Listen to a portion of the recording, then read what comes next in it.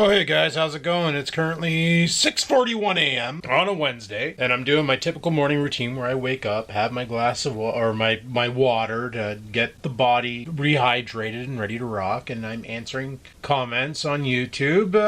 What I noticed, the YouTube studio changed. So it's different now. They changed the sidebar and changed the comments, but right now I'm in the held for review. And as you can see, it's totally saying there's one comment held for review, but all I see is whiteness of nothing. There's no comments in here. I have no idea what it's talking about. Good thing this thing's still in beta, because they got some work to do. There was an error for the entrance light. Anyway, I told Google to turn on the kitchen like 5 minutes ago, and that's the noise you just heard in the background. She said there was an error for the kitchen light, but it's on. Or the entrance light, sorry. Totally on. Don't know what the error is. Pretty sure Google's being stupid again. Anyway, I'm just clearing up some containers here. We're going to get some breakfast going. I got that bike yesterday. Got a good night last night to ride it. Wasn't a long night. Just went up for a rip. Yes, I'm a little sore today. I'm not going to lie to you. Feeling the burn. But that's a good burn. It's a good burn. It was a fun ride. I had a blast. However, it's supposed to rain over the next 3 freaking days. Son of a bitch. And the reason why this sucks is because I was really looking forward to riding more. You know, it's like that winter where you finally buy a snowblower after going like 5 years without buying a snowblower and having the worst winter storms ever. Then that 1 year you buy the snowblower, you get no snow. I'm hoping that's not what this is going to be. I'm hoping we get some good weather coming up there because, like I said, I really want to take the bike out for a rip and really have a good outing on it. Last night was a quick run, just to put a quick run in and see how it feels. Like right now it's sunny out, but they're calling for showers today. It could very well be showers today. I don't know. Anyway, one thing I do know is I got to get my eggs cooking because it's breakfast time. Yeah, I got the bike owner's manual. Problem is that owner's manual is super generic. Like, I think they print that same manual for a lot of their bikes because it covers, like, both the brakes that go on the tube and the brakes that go on the not tube, you know what I mean? Like on the caliper. For frig's sakes, you know what I mean? Rim brake versus disc brake. But yeah, I gotta figure out how to mount my cell phone to the bike for the key reason that my Fitbit doesn't have a GPS in it, but you can actually do a cycling workout where it'll map the distance you've ridden and then report it as a cycling work. But I need to use the GPS on my cell phone because the watch doesn't have it built in. The Ionic, I believe, is the only one right now with the GPS built in. I could be wrong on that, but I'm pretty sure that is the case. And I didn't really want the Ionic because the GPS at the time didn't really interest me because I wasn't planning on getting a bike because I felt like I was too out of shape to ride one. And I still feel that way today after last night. Holy crap. Like guys, I got back and when I said I couldn't get my heart rate under control, she was sitting in the $120s, $110, $120s the whole night until I finally drank my sleepy time tea and then I finally got her down below 90. But I was like, Jesus Murphy, what the frig? Like, I only went out for 17 minutes. I thought I went out for half an hour. It was 17 minutes. That's it. And when I came back, my heart rate was going nuts. I burned, according to the Fitbit, I burned 4,000 calories yesterday. Now, I understand the Fitbits are not the most accurate trackers on the world because they use heart rate, and apparently it's not the #1 way of doing it. But hey, you know what? Who cares? It's a way of measuring. Accurate or not, it's like saying the weigh scale is the only way to get your weight. Well, the weigh scales are all inaccurate too. You know, you step on one scale, it says you weigh 200 pounds. You step on the scale right beside it, it says you weigh 210. So what are you going to do? So I use the Fitbit as a tracker just to see how I'm doing on the day as far as calories in, calories out, even though a lot of people say that doesn't matter. It's worked for me. But the thing is, it also comes down to what calories you're taking in, right? That's the main thing that you need to know is, you know, not all calories are the same. 400 grams in a bag of potato chips versus 400 grams in a steak. 400 calories in a steak versus 400 calories in a bag of chips. Two different things. Completely.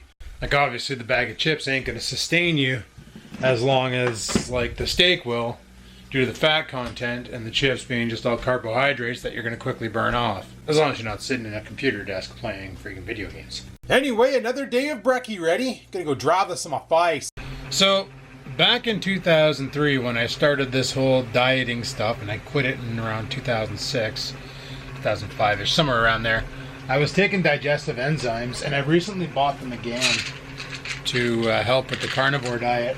Reason being is, sometimes it's hard to process the foods you take, so you go days without pooping, and let me tell you, digestive enzymes are the cat's meow. I wasn't going to take them. I saw a video from Thomas DeLure where he was like, he's starting carnivore now, he's going to do it for 3 weeks and see how he feels, and then do an actual video on the after effects and what it made him feel like. And I was like, wow, that's a great idea. So I picked some up at the grocery store there and started using them. I used them yesterday and used them today. And let me tell you, they help when you're on this kind of a diet, because I gotta poop. Alright guys, it's time to get off to work. Okay, turning 3 things off. I don't know why she's been so delayed this morning. Like I tell her to turn off the studio and turns off the lights, and then she waits like a good minute and then says, oh, by the way, I shut things off. I don't know, maybe she needs her coffee. Stove was turned off. Grab my jacket. Slap this on my bidet. And let's go get today done diddly oodled. Bang it out. Come home. Tomorrow's half day freaking Thursday. And then fantastic Friday. Onward to a long weekend, boys. Yo, yo. Oh, big thanks for a lot of you pointing out that I put the chainsaw blade on backwards again. Not the first time that happened. Probably won't be the last. I also got to fix the ones in the back because they're not coming up on their own. They're seized in there, so I'm gonna have to get something to pry those up. Figure that out. Those bullhorn things. You know, they're kind of useless if you can't use them. Anyway, not a big deal. Alright, I got everything we need. Let's get off to work. Yeah, I've never owned a chainsaw before, and Dad's never owned a chainsaw before, and both of us don't know much about chainsaws, and we didn't realize we put the blade on backwards the first time, and I thought I learned my lesson, but I didn't. And I guess it goes, I gotta look up some YouTube videos because some people were saying I can sharpen the chain with a file. So I do have some files in the garage. I'm just gonna need to look up exactly what the proper procedure is to sharpen up a chainsaw chain. And then, you know, do it. Because obviously today is not gonna be a good day. They're calling for rain, and it's calling for it to start at around 2 in the afternoon. And it's supposed to stop by like freaking sometime tomorrow, where it will continue on. Which means half day friggin' Thursday is gonna be complete bullcrap. It is what it is. So there's some things I want to talk about that Schwinn, because I'm pretty sure that's going to be the main topic on today's, or on yesterday's comment section. First off, it's been like 26 or some odd years since I've had to use my legs to power anything. And let me tell you, riding static bike versus riding a bike is a completely different game. Like, it's completely different. Riding a static bike is pretty easy. I wish my static bike had some form of resistance, like a dial I could turn to make it feel more like I'm riding a bike. But it doesn't. It's just got a fan in it that throws air forward instead of on you to keep you cool, which is stupid. Which is why sometimes I pedal it backwards when I'm overheating, because then it throws air on me and it feels really good. But pedaling backwards is really awkward, so I don't like doing that very often. So it's been a hot minute since I've had to use a bike. So it took my body a bit to realize what the hell was going on. I am a bit sore today, I'm not gonna lie. There's muscles in my legs that were used that obviously I'm not working out when I work out. So that's a thing. So I'm pretty sure if I get on there and I ride it a bunch more, I'm gonna build up more endurance, more strength, be able to go, you know, well. So all in all, I'm happy with that purchase. That thing's fun. I just wish the weather would, you know, be good, because I was kind of looking forward to getting off work tonight. And who knows, man, the weather could change. All it takes is one gust of wind to move all this overcast out of the way, and we get some Simpson skies, and life is good to go. And if that's the case tonight, well, I'm strapping on the runners and we're going for another rip. Whether or not I GoPro it, that's another story. You know, I don't want to be like the snowblower videos from a couple of years ago where every time I snowblowed, I took the camera. Well, I think I did it this winter too.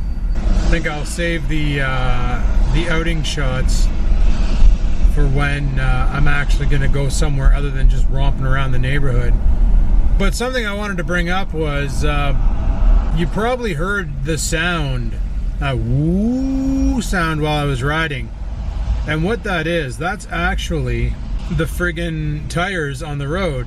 That's what that is. That's the sound of those fatties riding on the pavement. They make this like real interesting electric bike sound to them. Like last time I heard that was this guy at work. He drives, it looks like a sports bike, but it's an e-bike. And when he takes off, you hear that noise, but it's the electric engine propelling him along. And I was like, when I was pedaling, I'm hearing that, and I'm like, wow, that's weird. Something else I tried last night, which I didn't get on camera, was I went into the backyard and I was pedaling around back there. And let's just say on grass, it's not that great either. The back tire was slipping a lot. Like when I was in low gear, I was pumping it and the back tire was kicking grass up. Like I was doing burnouts. I was shredding my lawn. But I'm sure like when I hit the soft shoulder there, on some bikes, I remember it was bad. You hit the soft shoulder and she got a little squirrely. But that thing there held her own really, really well. Now the other thing I can do is some people online, because I was looking it up, that I lost traction on pavement, and I found a Reddit post that exactly titled, "My Fat Bike Sucks on Pavement, Help." And somebody, obviously you get the people quoting, they're not meant for that, take them to the dirt roads or get off the bike and buy a street bike. And then you get the helpful people that are like, try lowering the PSI if you're running it at max PSI. Try bringing it down to say 15 instead of 20, and you might notice a big change. So that's an option. I could always just reduce the pressure in the tire to give it more surface area contact, and that might resolve my issue. But obviously with less PSI means less rigidness of the tire, more drag, more speed loss. But literally last night, having to walk that hill, it didn't bother me. Like I said, it's been like, last time I rode a bike I was like 16 years old. I'm 40 now. That's 26 freaking years ago, boys. Like I'm not exactly, it's been a hot minute. The fact that I was able to jump on it, balance it, and get it going right away, that impressed me enough. Because I know people who've ridden bikes as a teenager, and they figured, oh, I could do it again. It's just like riding a bike. Well, apparently it's not just like riding a bike, because some of them jumped on the bike, forgot how to balance, steer, and just fed themselves to the ground. So it's nice to know that the skill, I was wobbly at first, not gonna lie, but then I got into it, and within like 10 minutes I was standing up and pedaling and really leading into my turns and just having a friggin' good old time. I don't know, it was a lot of fun. It's just, I was smiling the whole time. If I had a camera aimed at my face, you guys would have laughed because I had the biggest, stupidest grin going on. And let me tell you, that fat bike turns heads. Like the family that was out with their kids that I almost ran over the daughter because she just darts out into traffic looking at the front tire of her bike. And I'm like not even paying attention to where she's going. So I like had to mash the brakes and like, you know, and then the mother's like, watch where you're going, Sadie. Like, frig sakes. Smarten up, kid. But anyway, it's almost work time. I'll talk to you guys afterwards. Alright? Alright. Peace the frig out. Alright, we're home. It's not storming. The ground looks relatively wet, so you know what that means. Let's go in the house, let stupid out, put on our tennis shoes, and go biking. Basically, I noticed when I came home, I took a different route, and there's a path at the end of my road down there. And I don't know where it goes. And I saw a bike come out of it. So it's obviously a bike path. Let's hit it. Can you guys hear that?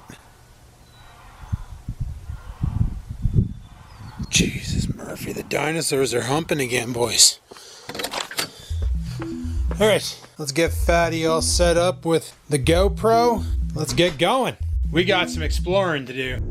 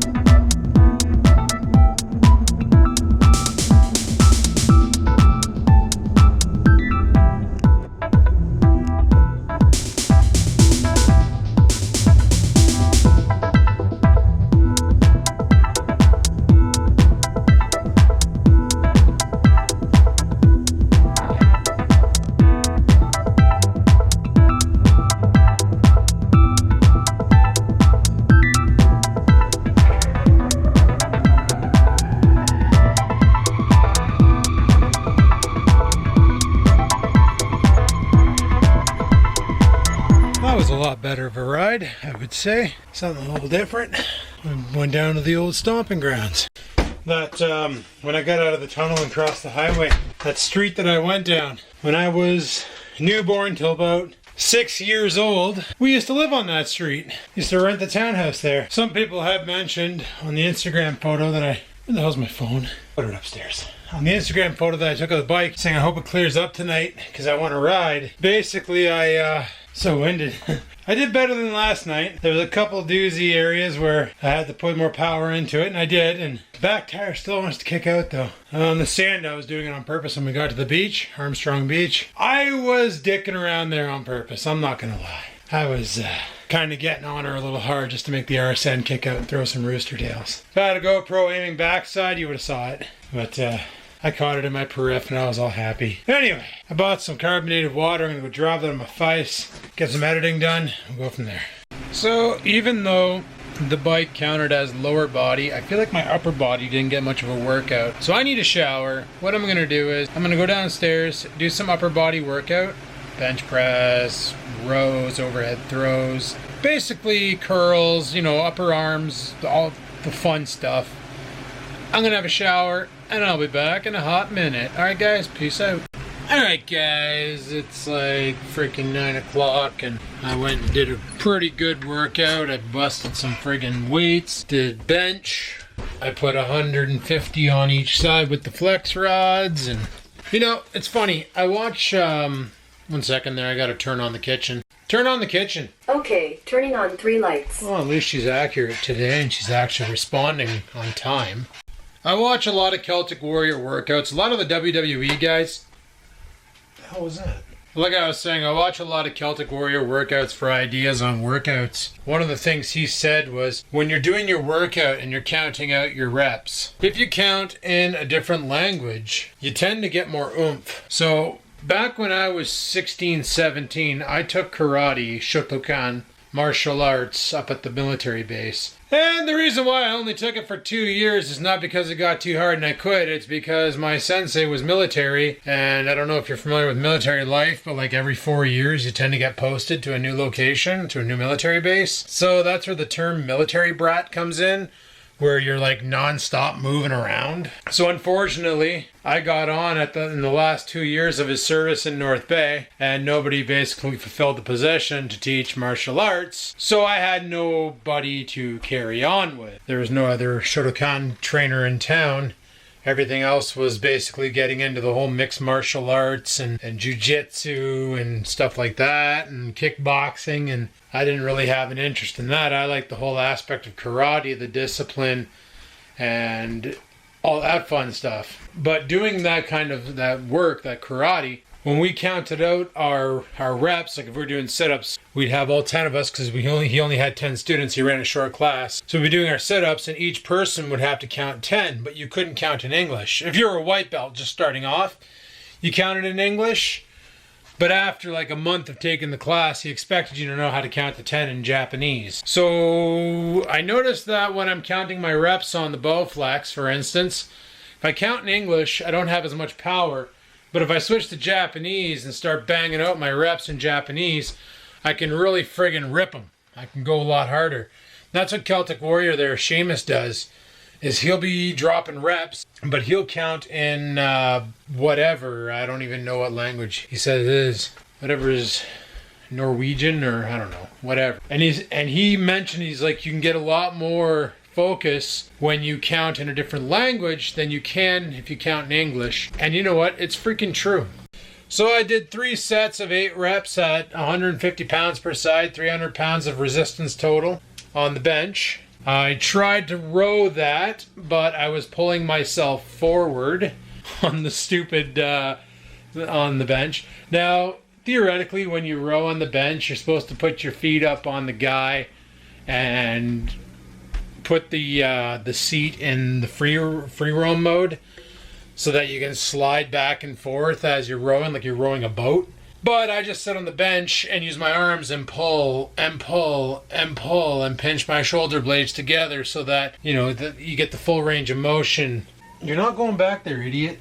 She's trying to go back there, but my boot's in the way, and she's like, can you move the boot so I can go behind there and break stuff? She's such a little shit. I did 3 sets of rows. I had to drop the weight down because there was no way I was rowing 150 pounds. So I dropped it down to 100 pounds per side. So it was 200 instead of 300. And I was able to row that. And I was doing 20 reps per round. And then I did overhead pull downs where you work your lats. I did, I can't go above 100 pounds per side because otherwise it becomes a chin up and I pull myself out of the seat. Unlike the machine at the gym, my machine doesn't have the lap bar that goes across and anchors you to the machine. So if you're trying to pull down more weight than you weigh, then you're going to go up in the air. So 100 pounds per side, I'm fine. But if I add another 20, 30 pounds to it, like I tried to do 130 per side, 260 total, and I get it going down, then all of a sudden I'm lifting out of the seat and I'm like, okay, this ain't gonna work. Drop her down. And when I forgot and I had 150 on there and I hooked the lap bar up, I was literally hanging from the cables and I'm like, yeah, this probably isn't good. So that's when I was like, yeah, I better lower it down. So that was fun. And then I did shoulders. I dropped it down. I tried doing 100 pound per side straight military press. I couldn't do it. Way too much weight, so I dropped the 50-pound rods off of it and did 50 pounds per side. I gotta work. The problem is this shoulder here is really defined. This one here is pretty shit, like big time underdefined, because I'm right-handed. I do everything right-handed, you know. So obviously my right arm is going to be utilized more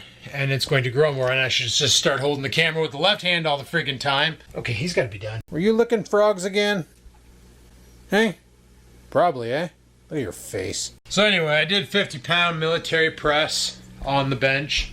Seated, straight press, straight press, straight press, you know. Couldn't do side lifts, so I grabbed my dumbbells and just stood there. Did side lifts, you know. Basically 8 reps, 3 sets, 24 total. And then I did bend over, where you bend over and then you bring it out to basically target the back of the deltoid. The back of the delt. Gonna bust out my delt. So all in all, we did chest, back, and shoulders tonight. Bench press, I did straight press, and then I did like an incline, basically to target up here. Get this more developed. So that was pretty sweet. Currently the day is Wednesday the 15th. Guys, in 13 more days, that officially marks 1 year that I started this journey. 1 year ago that I decided I have 2 choices. I either A, start shedding some mad weight and beat diabetes, or B, I start mainlining insulin. And there was no way in hell I was going to start mainlining insulin, because a guy at work does that right now. And let me tell you, he spends $450 to $500 a month for his medication. That right there is a truck payment. I'd rather have a sick whip than have to friggin' inject myself every time I want to eat. No thank you. And you know, if I can do it, if I can lose the weight, anybody can do it. You just got to get the science behind it, and apply it, and get it done. That's it. Just get it done. If I can do it, anybody can do it. You know, I wish I would have known about this back then, because if I would have known about this back then, I would have gotten way better results. But I didn't know, because the science behind ketogenic diet wasn't a thing. There was no such thing as a ketogenic diet. There was the weightlifting diets of bulking and cutting. Bulking meant you ate way more calories than you needed so that your body would bulk up and regenerate and build big muscles. And then cutting was basically used to burn off the fat so you get all ripped and veiny and look awesome. There was no ketogenic diet. It wasn't a popular thing. Atkins was just starting to come on the market as a high protein, low fat, no carb diet. There was no such thing as a ketogenic. Fat was considered bad. You want to lose weight? Eat low fat yogurt. You want to lose weight? Don't eat fattening things. Stay away from eggs. Don't eat the yolk. Only eat the whites, or whatever the hell the whites are called. I think they're just called whites. Stay away from those fatty cuts of beef. Stay away from red meat. Full of LDL, full of that bad cholesterol. Now there's like scientific papers out there saying, actually, LDL is not that bad for you. You can disregard that. It won't cause heart attacks as long as you know, do certain things, as long as your omega-3s are good and stuff. Like, I've been reading so many research papers that take everything that we've had about dieting in the past and just chucks it out the door and goes, everything you were told about how to lose weight and how to maintain your body and what your body needs for fuel is complete bollocks. Don't listen to it. And it's like, it's crazy stuff. Like, finding out that a lot of these like bodybuilders that I watch now on YouTube are just OMADing the living crap out of their life. They're eating one meal a day. And a lot of them, this is the reason why I started doing OMAD as a breakfast. That's what a lot of them do. They'll wake up in the morning, slam down 2,700 calories worth of food, wait for that to digest, maybe pop in a digestive enzyme to speed up the process, and then get out there and beat the crap out of themselves in the gym, go to work, put in a day, maybe come home, do some cardio at night while they're fasted, friggin' have themselves some water, go to bed. And that's what they do. And I'm like, wow. You know, all the sleeping problems I had back in the day when I used to wake up and, hey guys, Adam here and I feel like a bag of mashed assholes. You remember those days? That was my diet. My shit diet. All the garbage I used to eat and the amount of it I used to eat. That was the problem. And it was like, wow. Because if it wasn't for me going to the doctor when I was getting the numbness in my side, like the reason why I never wear shorts is because my legs would literally just start cracking and bleeding. And that's when Doc was like when he ran the blood, he was like, you have two choices. You either do something drastic to lose weight or it's insulin time. Figure it out. He's like, we can start you on the pills. And the pills are literally like, basically makes your insulin a different flavor so your body doesn't kill it. Because that's what type 2 diabetes is, right? Your body becomes immune to your own insulin. Therefore, your body can no longer use your own. But he said, you keep on this path and you're going to be mainlining insulin. That's a given. Your body will just no longer accept it. And that scared the living crap out of me. Because, like my cousin Ramy, he was like my idol growing up. Like he was like what I wanted to be. Big time computer nerd. Worked for Nortel Networks. The guy was like a brain. He was friggin' amazing at computers and troubleshooting and all that. But he was born with juvenile diabetes. And he didn't quite manage it well. He didn't go see the doctor when he should have. He didn't take care of it. And then Christmas Eve, he died. He died in his sleep. My uncle went downstairs Christmas Eve to wake him up because he wasn't upstairs for breakfast. And he was dead. And when the doctor told me, you're diagnosed with onset diabetes, smarten the frig up, all I could think about was him and what happened. And I was like, holy shit. Like, I need to piss or get off the pot. I need to do something now or I'm going to be seeing him sooner than I should. So this is the whole reason behind what I'm doing. It wasn't to get views on YouTube because this platform's pretty much dicked anyway. Who cares about that, right? It wasn't for any of that. It wasn't to impress you guys. It's basically, I was scared stupid and scared straight, if you will. I was told that I have what killed my idol. But unlike him being born with it, he would never be able to cure it. He'd be forever mainlining insulin because type 1 diabetes is basically your body doesn't produce insulin. So your blood sugar's all over the place. You got to constantly stick yourself. Like your pancreas is not working. You can fit behind the fridge? Dude, she just came out from behind the freaking fridge. I'm telling you, this cat. No. Don't go back there. Don't even do that. Little shithead. There's like nothing back there she can mess with, right? No, there's nothing. Okay, we're fine. Being told that was like an eye-opener, And I know other people, and it kind of sort of pisses me off that kid behind the camera played that same angle, that he went to the doctor and was diagnosed with type 2 diabetes and went on a diet. And like clearly you look at the guy and he's, this is like 4 months ago and he doesn't even look any thinner. And you guys seen my progress in 4 months. People were noticing something was changing with me. Like I literally in 4 months, I went from 330 down to 270. And then I kind of staggered there for a bit. And then all of a sudden there was a drastic drop and I staggered for a bit. And there was a drastic drop. And then I staggered for a bit and there was a drastic drop. But like he's been stuck at like 340 pounds. And the doctors are saying, I don't have diabetes anymore. How? I see your videos. I see the bullshit you order when you go to the restaurant. Why? You never had diabetes, bud. Just go with that logic. For him to use basically the same story I used, but his literally his felt like complete and utter bullshit. Like he just did it because everybody in the audience was telling him, how do you not have diabetes? How do you not have diabetes? And he was sick and tired of playing the same 3 cards of Tina's gonna beat me up and my sister's off her rocker and mom's going crazy, that he literally had to find some other angle and, hey, why not have a health scare?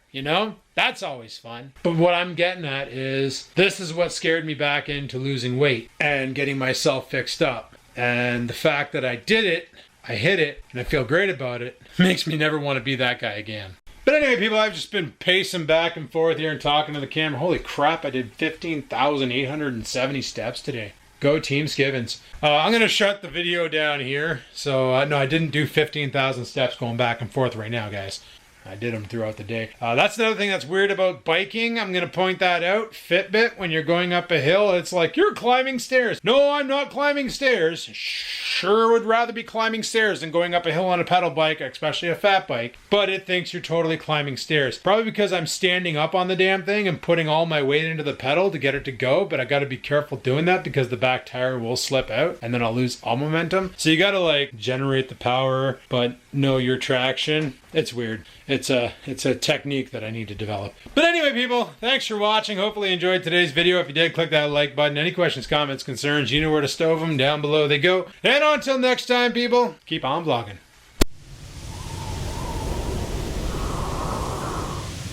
Sit, stupid, sit. Good dog.